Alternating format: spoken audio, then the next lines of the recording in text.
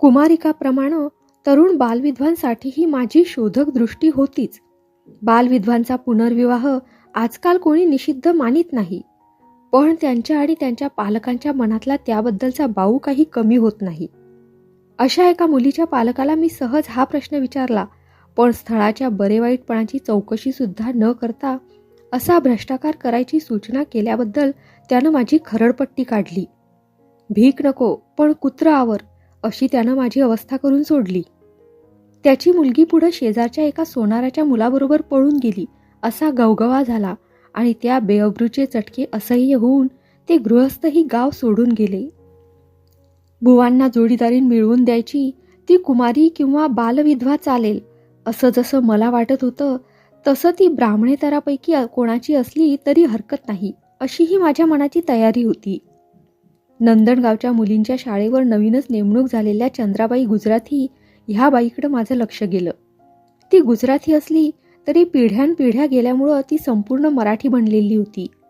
श्रीमंत लोकांकडे स्वयंपाकपाणी करणाऱ्या एका गुजराथी महाराजाची ती मुलगी, पण शिकून ती ट्रेंड मास्तरीन झाली. तिच्या बापानं बालपणी तिचं लग्न केलं होतं, पण तिची आणि तिच्या नवऱ्याची तोंडओळख होण्याच्या आधीच त्यानं जगाचा निरोप घेतला.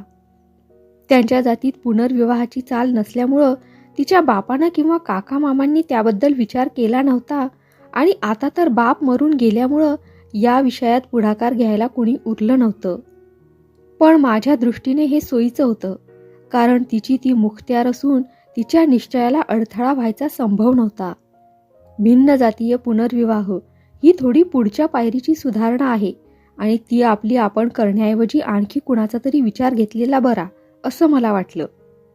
मी विचार घ्यायचा म्हणजे कुणाचा घ्यायचा? माझी घरची जोडीदारीण, बहीण, मैत्रीण, सल्लागार सगळं काही वारुताई. मी तिलाच विचारलं. पण माझा हा प्रश्न ऐकताच तिचा चेहरा गोरामोरा झाला. मी तिला भलतंच काही विचारलं नाही ना असं मला वाटलं. का ग, बुवांचं लग्न करून द्यावं ही कल्पना तुला पसंत नाही? मी विचारलं. का पसंत नसेल मला?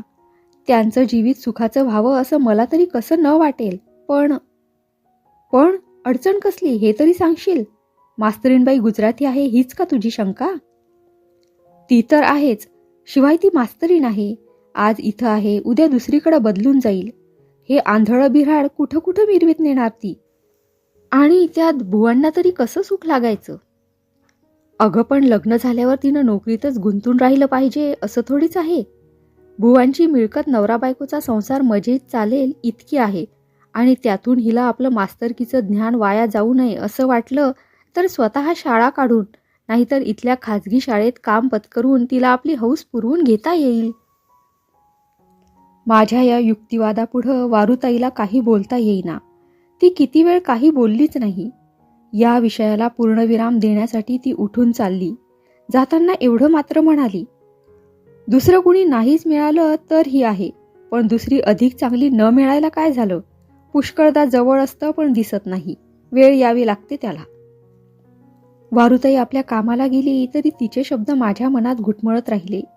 तिच्या या शब्दातून दुसरा काही भावार्थ प्रगट होत असावा असा मला भास झाला. जवळ असतं पण दिसत नाही, हे ती स्वतःला अनुलक्षून तर बोलली नसेल. वारुताई वैवाहिक जीवनाला पारखी झालेली, तिच्या नैसर्गिक क्षुधा अतृप्त राहिलेल्या, त्या जागृत होऊन ती विचलित झाली आहे की काय, असे प्रश्न माझं मन मला विचारू लागलं.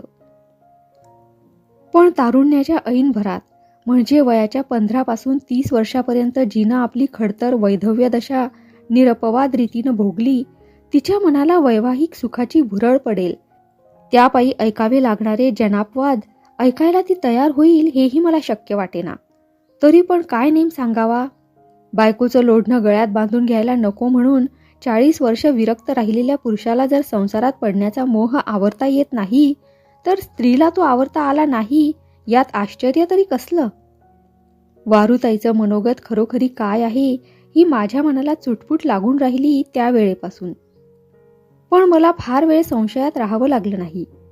बुवांचं आमच्या घरचं वास्तव्य त्यांना चांगलं मानवलं होतं आणि ते त्याबद्दल इतकी कृतज्ञता दर्शवीत की यापुढं उपकाराचा किंवा आभाराचा तुम्ही शब्दही काढता कामा नये अशी ताकीद त्यांना द्यावी लागे. त्याबद्दलचं त्यांचं आणि वारुताईंचं चाललेलं संभाषण सहज माझ्या कानावर आलं, किंवा ते मी मुद्दामच दबा धरून ऐकलं म्हटलं तरी चालेल, कारण वारुताई बुवांशी कोणत्या भावनेनं बोलते चालते हे निरखून पाहण्याचा छंद आताशा माझ्या मनाला लागला होता. बुवा हताश स्वरात म्हणत होते, हे पहा वारुताई, मला आता इथून गाशा गुंडाळावा असं वाटायला लागलं आहे. ते हो का? वारुताईचा स्वर घाबरा झाला होता. माझं बिघडतंय म्हणून इथून जायचं नाही मला. तुम्ही माझी मिजाज अतिशय सांभाळली आहे, पण तसं म्हणायची सुद्धा बंदी केली आहे मला ताईंनी. हा सासूरवास फार तापदायक होतोय मला. बरं का वारुताई, मनासारखं झालं नाही म्हणून रुसण्या रागवण्याचा जसा माणसाचा अधिकार आहे, तसा खुश झाल्यावर वाहवा म्हणायचा आणि आभार मानायचाही माणसाचा अधिकार आहे, असलाही पाहिजे. पण ताईंनी माझा हक्क हिरावून घेतलाय. ताईंचा सगळा उदारमतवादीपणा माझ्या एवढ्या बाबतीत अनुदार झाला आहे म्हणून म्हणतो. काही म्हणू नका आणि मीही ऐकत नाही, पण तुम्ही म्हणताय म्हणून सांगते. ताई ही तुमची उचलबांगडी करण्याच्या प्रयत्नात आहे, मात्र तुम्हाला एकट्याला त्या बरीक जाऊ देणार नाहीत. म्हणजे श्रीयुत कंठे यांना सौ कंठे आणून देणार आहेत त्या. वेडबीड लागलंय की काय त्यांना? की कुणा दावेदारिणीचा सूड उगवायचा आहे त्यांना, तिला आंधळ्याच्या गळ्यात बांधून? बुवा मोठ्यानं हसून म्हणाले, आणि ताईंना तिचा सूड घ्यायचाच असेल तर तिचा एकटीचा घ्या म्हणावं, तिच्याबरोबर माझा घेऊ नका. तुम्हाला छान चांगली बायको मिळवून देणं हा का तुमचा सूड झाला? छान आणि चांगली बायको मिळाली तर? पण हा तरच मला बिकट वाटतोय वारुताई. बायकोचा छानपणा तिच्या चेहऱ्यावरून ठरवतात माणसं, पण माझ्या दृष्टीनं त्याला काय किंमत आहे? अगदी हेडंबेसारखी दिसणारी बायकोसुद्धा माझ्यापुरती अप्सरा ठरेल. माझ्यापुरता बायकोचा छानपणा हा तिच्या मनाचा चांगुलपणा पाहिजे. अडली नडलेली कुणी बिचारी निरुपाय म्हणून माझी बायको व्हायला तयार झाली तरी ती आपली सोय पाहण्यापुरती होईल. ज्यात आपली सोय तेवढंच करायचं अशी तिची हिशेबी दृष्टी राहील. माझी सोय आणि माझं सुख ती थोडीच पाहणार आहे. हे असलं खटलं मला कसं झेपेल? माझ्या सुखासाठी जगणारी बायको मिळाली तर मला उपयोग, पण वारुताई, आंधळ्या नवऱ्याबरोबर आंधळी होऊन जन्म काढणारी गांधारी कलियुगात मिळणं कठीणच. नवऱ्याचा आधार आपल्याला मिळावा एवढ्यासाठी कोणी झाली तरी लग्नाला तयार होणार, पण नवऱ्यालाच आपला आधार लागणार अशी माझी अवस्था. मग कोण हे पडकं घर विकत घेणार? ताईंची माझ्या लग्नाची खटपट खरोखरच चालू असेल तर हौस म्हणून त्यांनी ती करावी, पण त्या खटपटीला यश मात्र येणार नाही, आणि नाही आलं म्हणून मी तरी खट्टू होणार नाही. मग तुम्हाला बायकोबद्दल उत्कंठा नाहीच म्हणता? ती का नसेल? मी झालो तरी मनुष्य आहे. मला डोळे नसले तरी मी धडधाकट आहे. मला मन आहे, विकार आहेत. आपलं लग्न व्हावं, आपण बायका मुलांच्या परिवारात आनंदानं नांदावं असं मला वाटल्या वाचून कसं राहील? माझ्या बरोबरीच्या माणसांची लग्न वाजूगाजू लागली की माझ्या मनात कालवाकालव होते. माझ्या लहानपणापासूनच्या सोबत्यात कित्येक जण विद्याहीन राहिले. कुठंतरी पाणी भरून भाकऱ्या बडवून ते निर्वाह करतात, पण त्यांचीही लग्न झाली. मी खोटं नाही सांगत वारुताई, पण त्यांना मुलगी देणाऱ्या पालकांचा मला राग यायचा. त्यांच्या जावयापेक्षा मी विद्येनं पैशाच्या कमाईनं अधिक असून माझ्याकडे त्यांची दृष्टी वळू नये यावरून माझ्यापेक्षा तेच खरे आंधळे आहेत असं मला वाटायचं. पण पुढं पुढं मला असा रागही येईनासा झाला. डोळे नसल्यामुळं जगातल्या सौंदर्याला आपण पारखे झालो. तुमच्या तोंडून सुंदर माणसाचं, सुंदर वस्तूंचं, सुंदर स्थळांचं वर्णन ऐकलं म्हणजे त्यानं प्रथम मी अस्वस्थ होत असे. पुढं मी मनाची समजूत घालू लागलो. माणसाला सर्वच सुख मिळू शकत नाही. एकाला एकाची तर दुसऱ्याला दुसऱ्याची वाण असतेच. मला दिसत नाही तर दुसऱ्याला ऐकू येत नाही. माझा आवाज गोड, मी गाणं रंगवतो, त्यात रमतो, तर दुसऱ्याला ऐकूच येत नाही. तो मुकाच आहे आणि तो मुका नसला तरी त्याला गायनातली गोडीच चाखता येत नाही. असा जर प्रकार आहे तर मला माझ्या वैगुण्याबद्दल रडत बसण्यापेक्षा आहे त्यातच जास्तीत जास्त आनंद लुटायचा अशी मनाची समजूत घातली. आणि म्हणूनच आंधळा पराधीन असूनही मी तुम्हाला कधी रंजीस दिसत नाही का? बरोबर की नाही माझं म्हणणं? तुमचा हा समजूतदारपणा बघितला आणि तुमची ही तपश्चर्या पाहिली की तिचं फळ तुम्हाला मिळालंच पाहिजे असं मला वाटतं. ताईंची खटपट फळाला यावी म्हणजे माझी ब्यात दूर व्हावी. इश्श, कुठल्या कुठं बोलणं नेता बुवा. तुम्हाला ब्यात कोण म्हणेल? तुमचा सहवास निरंतरचा लाभावा असं मला तरी वाटतं. देवाची शपथ घेऊन सांगते तुम्हाला. बुवा आणि वारुताईचं संभाषण जसं मी ऐकलं तसं त्यांच्या चर्येवर त्यावेळी उमटणारे भावही मला दिसले आणि वारुताईंच्या मनोगताबद्दल जो संशय मला आला होता तो बळावला. कंठेबुवांच्या आयुष्यातील अपूर्तता भरून निघावी या सदिच्छेनं असो किंवा स्वतःच्या जीवनातील वंचनेची भरपाई करून घेण्यासाठी असो, दोघांनी एकत्र राहावं अशी ओढ तिच्या अंतर्यामी होती असं मला दिसायला लागलं व या गोष्टीची शहानिशा करून घेण्याचं मी ठरवलं. जर करता माझा संशय खरा ठरला तर पुढं कसं करायचं? बुवा वारुताईंचं शुभमंगल करून टाकायचं. ते सोपं आहे का? की त्याला व्यत्यय येईल? हाच विचार माझ्या मनात दिवसभर धुमाकूळ घालीत होता. निश्चित उत्तर मिळेनासं झालं की माणसाचं मन मध्येच कुठंतरी मुक्काम ठोकायला बघतं. माझं तसंच झालं. मी मनात म्हणाले, आधी नवरानवरीची तयारी कुठवर आहे ते पाहू आणि मग पाहू पुढच्या गोष्टी.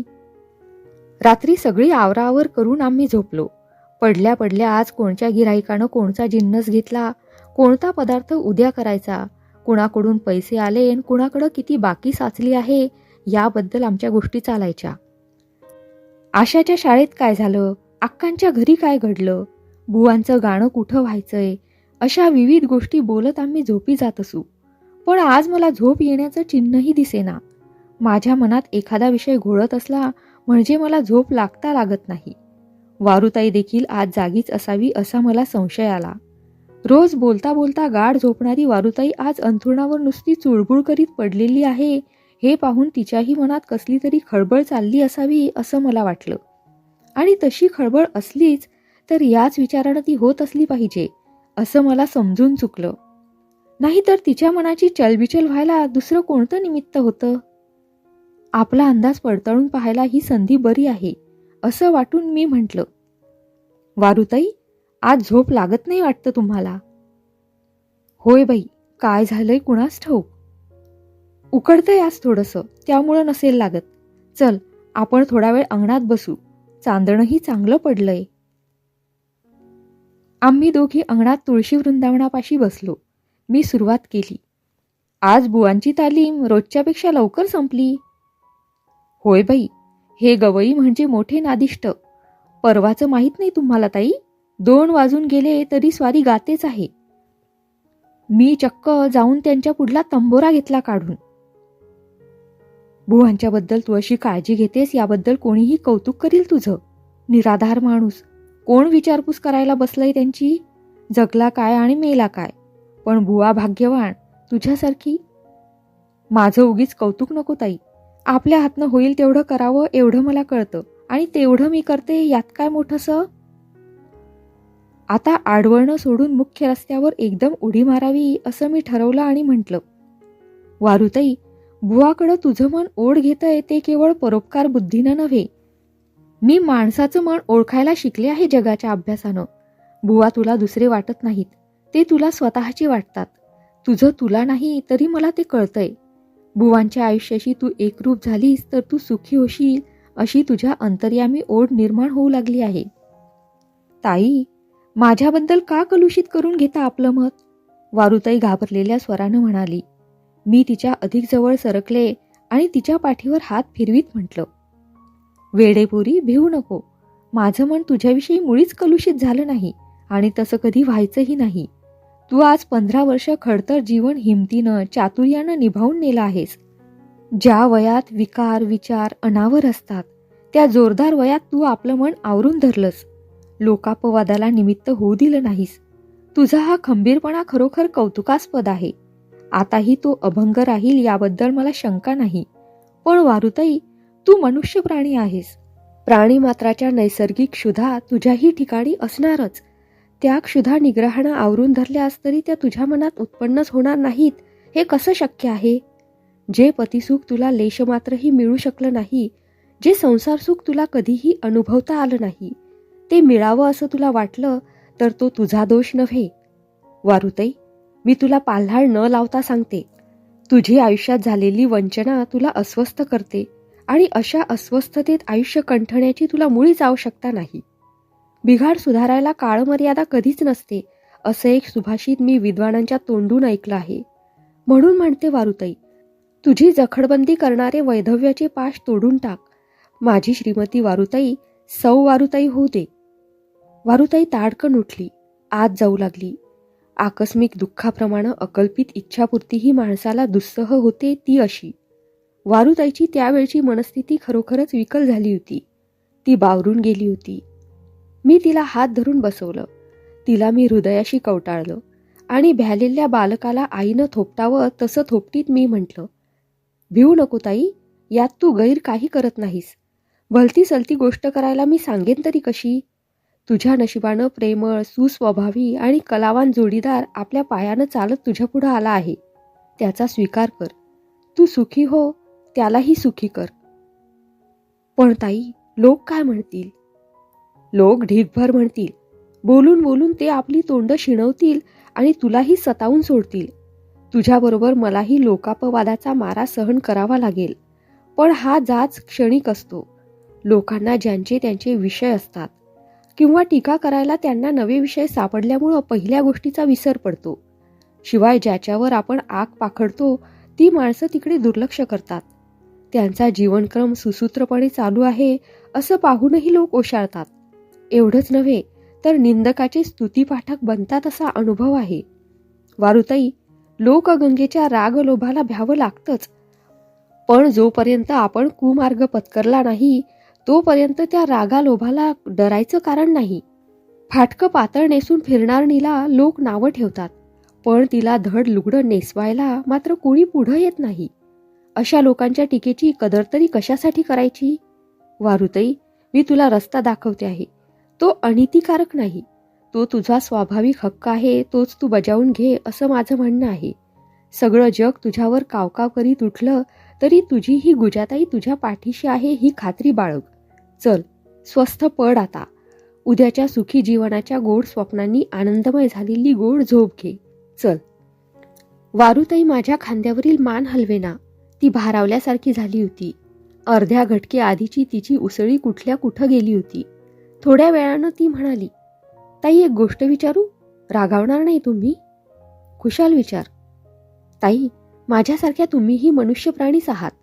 तुम्हीही अजून वैराग्य येण्या इतक्या म्हाताऱ्या झाला नाहीत. माझ्याहून तुम्ही फार तर 4-5 वर्षांनीच थोर असाल. मग जे सुख मला मिळत नाही म्हणून तुम्ही हळहळता ते सुख तुम्हाला तरी कुठं आहे? ते मिळवण्याची तळमळ तुम्हाला का नाही? बरोबर आहे तुझी शंका वारुताई. स्त्रीला असतात त्या सगळ्या भावना माझ्या अंतर्यामी आहेत आणि त्यांची तृप्ती न झाल्यामुळं मलाही अस्वस्थता वाटल्या वाचून राहत नाही. मी विरक्तपणाचा खोटा डौल आणत नाही. मला सत्तेची घर माणसं आहेत. ती प्रेमळ आहेत, सज्जन आहेत, माझ्या योग्यतेपेक्षा शतपट थोर आहेत. मला ती ये म्हणून आग्रहही करतात. पण त्यांचं सुख वृद्धिंगत व्हावं, त्यांच्या थोरवीचा प्रकाश पाडण्याला त्यांना वाव द्यावा म्हणून मी त्यांच्या मार्गातून दूर झाले आहे. तुझ्या आयुष्याची दुर्दैवानं फसगत केली, पण माझ्या सुदैवानं माझ्या माणसांच्या विकासाचा मार्ग मला सापडला. या प्रयोगात मी माझ्या सुखाला मुकले अशी हळहळ मला वाटली तरी ती क्षणभरच टिकते आणि माझी माणसं खरी सुखी झाल्याच्या आनंदात मी रंगून जाते. वारुताई, माझी माणसं विद्याविभूषित आहेत आणि विद्येबरोबर उदार विचारही त्यांच्यामध्ये बांधले आहेत. या विचारांचं अमृत मलाही थोडंसं प्यायला मिळालं आहे. दुसऱ्याला सुखी करण्यात मिळालेलं सुख तेच खरं सुख असं माझ्या माणसांनीच माझ्या मनावर बिंबवल्यामुळं मी माझ्या स्वतःच्या सुखाला पारखी होऊनही आनंदात रंगलेली असते. मी तुला फिरून संसाराची दीक्षा घ्यायला सांगते आहे ती तू सुखी व्हावंस या एकाच उद्देशानं नव्हे तर दुसऱ्या एका हतभागी जीवाला सुख द्यावंसं वाटलं म्हणून. दुर्दैवानं जिच्या जन्माचं वाळवंट केलं पण त्यातच फुलबाग फुलवायची धन्यता तुला वाटावी म्हणून. केवळ तुझं एकटीचं सुख एवढीच माझी दृष्टी असती तर आंधळा नवरा मी तुझ्यासाठी निवडला नसता. तुला पती प्राप्त करून देण्यापेक्षा आंधळ्याची काठी होण्याचा बहुमान तुला मिळावा हा माझा खरा उद्देश आहे. माझी वकिली प्रभावी ठरत आहे हे मला दिसत होतं. तरी पण मला हे अवघड वाटतं. लोक नावं ठेवतील याची भीती वाटते. त्यातल्या त्यात अक्का, बापू, बाळाभाऊंसारखी घरोब्यातली माणसंही नाराज होतील याची फारच भीती वाटते. असं ती म्हणत होती. तुझं तू बघ, दुसऱ्यांना मी पाहून घेईन असा धीर मीही तिला देत होते. अक्का, बापू आणि बाळाभाऊंपुढं मी हा प्रश्न ठेवला. बापू आणि बाळाभाऊ प्रथम थोडा वेळ जरासं चमत्कारिक वाटतंय असं म्हणाले. तरी मी करत असलेली खटपट वावगी नाही अशी त्यांची समजूत पटली. एवढंच नव्हे तर कार्य निश्चित झाल्यावर पुढाकार घेण्याची सिद्धताही त्यांनी दाखवली. अक्कांना मात्र ही गोष्ट भलतंच काहीतरी या प्रकारची वाटली. म्हातारपणी कशाला हवे आहेत हे असले खेळ, असं त्या म्हणाल्या आणि नसत्या भानगडी उकरून काढायची मला खोडच आहे असा त्यांनी माझ्यावर शेरा मारला. अक्कांची मान्यता या बेताला मिळेल अशी माझी अपेक्षाच नव्हती. तरी पण त्यांनी प्रथम नाक मुरडलं तरी गोष्ट होऊन गेल्यानंतर त्यांचा राग शमतो आणि पहिल्यासारखंच प्रेमानंच त्या माणसाशी वागू लागतात हे मला ठाऊक होतं. आशा विश्वासला मी आणलं त्यावेळीही प्रथम त्यांचा सूर विरोधाचा होता. थोड्याच वेळात विरोध लयाला जाऊन त्याची जागा प्रेमानं घेतली. देवानं काही अंतःकरण प्रेमाचीच घडवलेली असतात. अक्काचं अंतःकरण तसं असल्याबद्दल माझी खात्री होती, म्हणून मी त्यांच्यापुरती निर्धास्त होते. आता मुख्य गोष्ट करायची उरली ती नवरदेवाची संमती मिळवणं. वारुताई बाहेर कामाला गेली आहे आणि बुवाही शिष्य परिवारातून मोकळे आहेत अशी संधी साधून मी त्यांच्या खोलीत गेले आणि म्हटलं, बुवा, एक आनंदाची गोष्ट सांगायला आले आहे मी तुम्हाला. बुवा हसले. म्हणजे आधीच कळली आहे वाटतं बातमी तुम्हाला. बाकी आनंदाची बातमी सांगायची कुणाला झालं तरी घाई होणारच. हे पाहताई, तुम्ही माझ्याबद्दल काही खटपट चालवल्याची कुणकुण मला लागली आहे. तुमचा प्रयत्न सिद्धीला गेला असला तर तुम्हाला आनंद होणं साहजिक आहे आणि ती बातमी आनंदाची म्हणून सांगायला तुम्ही आलात हेही योग्य आहे. पण ती बातमी माझ्या दृष्टीनंही आनंदाचीच असेल याचा काय नेम? माझ्या लग्नाबद्दल सांगणार आहात ना तुम्ही? होय, तुमचं लग्न मी ठरवलंय. खरं? मी सुखी व्हावं म्हणूनच ना? नाही तर कशासाठी करायचं असतं लग्न? सुखाचा जीव दुःखात पाडण्यासाठी लग्न करायची नसतात. पण माझ्या बाबतीत तीच शक्यता वाटते आहे. असलं हे आंधळं ध्यान सुखासुखी कोण पत्करणार? काहीतरी करून अडचणीत पडलेली किंवा दुसऱ्या कसल्या परिस्थितीनं नाडलेली बाई होईलही तयार, पण हा जुलमाचा रामराम दोघांनाही सुख देऊ शकणार नाही. ताई, मी आंधळा असलो तरी माझं मन मेलेलं नाही. मलाही बायको असावी असं वाटतं, पण त्याबरोबरच असमाधानी बायको हे दुःखाचं मूळ आहे हेही मला कळतं. दुःखाच्या मोबदल्यानं सुख विकत घ्यायची हिंमत होत नाही मला. ताई, एखाद्या मुलीच्या वचनात गुंतू नका. प्रथम तिला माझं दर्शन घडवा. या भेसूर आंधळ्याला पाहताच ती मागल्या पावली पळ काढील. तसा काढला तर तिची, तुमची आणि माझीही सुटका होईल. औषधा वाचून खोकला घालवा ताई. बुवा, तुमचं मन मी जाणते आणि तुमच्या एकूण एक शंकाचं निवारण करील अशीच जोडीदारीन मी तुमच्यासाठी निवडली आहे. मी निवडली आहे म्हणण्यापेक्षा तिनं तुमची स्वखुशीनं निवड केली आहे. तुम्ही म्हणाल ती कुणी खुळी असेल, तसंही नाही. माझ्यापेक्षाही चतुर हुशार आहे ती, एवढंच तुम्हाला सांगते. अशी अद्वितीय चीज कुठं पैदा केलीत ताई तुम्ही? माझी थट्टा तर नाही ना करत तुम्ही? यापुढचं सारं काही वारुताई सांगेल तुम्हाला. ती म्हणेल त्यावर शंका कुशंका काढू नका. स्वतःचा प्रश्न सोडवताना कुणालाही बावरायला होतं. दुसरे साधक बाधक विचार करून ते प्रश्न योग्य प्रकारे सोडवित असतात. तुम्ही आमच्यावर विश्वास ठेवा. संध्याकाळी अक्कांनी बोलावलंय. रात्री आले तर परत येईन असं सांगून मी बुवा वारुताईंना एकांत दिला. बुवांशी झालेलं बोलणं मी वारुताईला सांगितलं आणि दोघांनी या प्रश्नावर विचार करून अनुकूल निर्णय घ्यावा अशी तिला सूचना दिली. सकाळी मी परत येताच, काय ठरलं असं वारुताईला विचारलं. ती नुसतं हसली. मलाही आनंद झाला. कार्याचा वडिवार मी फारसा माजवला नाही. आम्ही होऊन त्याचा गाजावाजाही केला नाही. तरी पण गावात कंठे वारुताई विवाहाचा बभरा व्हायचा तितका झालाच. आमच्या काही ग्राहक बायकांनी सौ वारुताईंचं अभिष्ट चिंतन केलं तर काही जणींनी नाकं मुरडली. काहींनी तर पाठ लावायचाच होता तर 12-12 वर्ष कशाला सोवळेपणाचा आव आणला, अन करायचाच होता तर चांगला धडधाकट पाहून तरी करायचा होता असे टोमणे द्यायलाही कमी केलं नाही. त्याच्याही पुढे जाऊन काहींनी कंड्या पिकवल्या की एका घरात राहून खेळ केले ते अंगाशी आले. ते निस्तरण्यासाठी हा लग्नाचा तमाशा करावाच लागला. 1 ना 2, 1000 जिभा 1000 प्रकारांनी वळवळल्या. पण आम्ही त्याला बुजलो नाही, भ्यायलो नाही. हे व्हायचंच असं आम्ही आधीच गृहीत धरलं होतं. असं झालं नसतं तरच आम्हाला नवल वाटलं असतं. वारुताईचा संसार स्वतःच्या घरी सुखानं सुरू झाला. बुवांची ती व्यवस्थापिका बनली.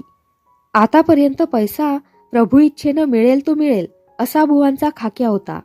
पुष्कळदा बुवांचे कार्यक्रम फुकटावारी होत, पण वारुताईनं अशा कार्यक्रमाची संभावना भरपूर झाली पाहिजे, शिष्यगणानं गुरुदक्षिणा नियमितपणानं दिली पाहिजे असा पायंडा पाडला. बुवांच्या घराप्रमाणे त्यांच्या व्यवसायाचीही तिनं उत्कृष्ट शिस्त लावली. माझी एक सहाय्यकर्ती मला दुरावली. आपल्या घरची गैरसोय तिनं तिळमात्रही करता कामा नये अशी माझी तिला ताकीद होती.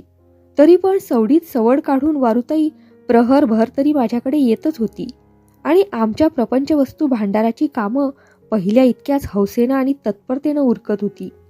आमच्या भांडाराची भरभराट व्हायला तिचेच श्रम कारणीभूत होत होते याची जाणीव मला होती आणि या भांडारावर आम्ही जी काही पुंजी साठवली होती तिच्यावर तिचाच अधिकार होता. लग्नाच्या वेळी 1000 रुपयांचे अलंकार मी तिच्या अंगावर घातले आणि आपल्या घरी जायला निघाले तेव्हा बँकेचं पासबुकही मी तिच्या हाती दिलं. ते माझ्या अंगावर भिरकावून वारुताई रागानं म्हणाली, शोभत नाहीये तुम्हाला. अगं, यात शोभण्या न शोभण्याचा प्रश्न येतोच कुठं? ही तुझी कमाई आहे आणि ती तुझ्या हाती दिली यात विशेष ते काय झालं? माझी कमाई? ताई, तुमच्या आसऱ्याला मी आले ती तुझं माझं करायला आले नाही. इथलं सगळं काही तुमचं आहे आणि माझं आहे. फार काय, आशाचं आणि विश्वासचं आहे, या द्रौपदीचंही आहे. या भावनेनंच मी इथं राहिले. आणि ताई, माझे श्रम झालेच असतील तर त्याचा मोबदला तुम्ही मला कमी का दिलात? आईसारख्या ममतेनं माझं पालन पोषण केलं. माझ्या मेलेल्या आयुष्यात जिवंतपणा भरलात. माझ्या भगभगीत कपाळावर सौभाग्याचं कुंकू तुमच्या हातानं लागलं. याहून दुसरं कोणतं बक्षीस तुम्ही मला द्यावं आणि ते मी घ्यावं? ताई, तुम्ही मला आता एकच गोष्ट द्यायला हवी आणि ती हीच की जी ममता तुम्ही आजपर्यंत माझ्यावर करत आला ती मी दूर गेले म्हणून कमी करू नका. मला तुम्ही दूर दूर ठेवू नका. ताई, तुम्ही माझ्याजवळ या. माझं घर हेही तुमचंच घर समजा.